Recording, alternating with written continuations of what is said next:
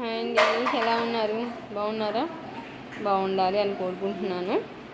యాక్చువల్గా మీ అందరి సంగతి ఏమో నాకు తెలియదు, కానీ నాకైతే ఒక మైనస్ ఉంది.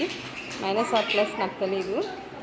మార్నింగ్ లేచిన టైంలో అంటే ఎలాంటి రీజన్ లేకుండా, ఒక పర్టికులర్ రీజన్ ఏమీ లేకుండానే ఒక్కొక్క రోజు హ్యాపీగా లేస్తా. ఎందుకు లేస్తానో తెలియదు.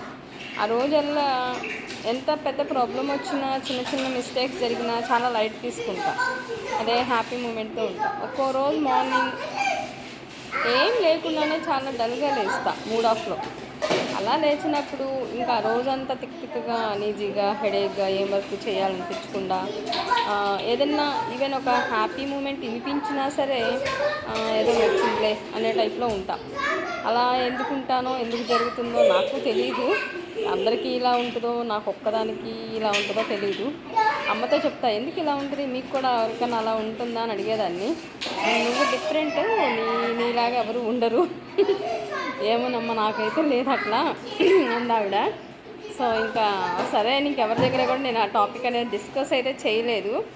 మీకు ఎవరికైనా నిజంగా అలా ఉందేమో నాకు ఒకసారి చెప్పండి, నా డౌట్ క్లారిటీ వస్తుంది. నేను ఒక్కదాన్నైనా లేకపోతే ఇంకెవరిని ఉన్నారో నాకు తెలియట్లేదు. ఇంకా ఈరోజు అలానే కొంచెం అన్ఈజీగా ఉన్నాను, రీజన్ లేకుండా. మార్నింగ్ నుంచి ఫుల్ హెడేక్, దానికి తోడు మా పిల్లలు గోల అల్లరి ఉంటుంది కదా కామన్గా. సో అలా క్వైట్గా చూస్తూ కూర్చున్నా. ఏమైందమ్మా? ఏమైంది?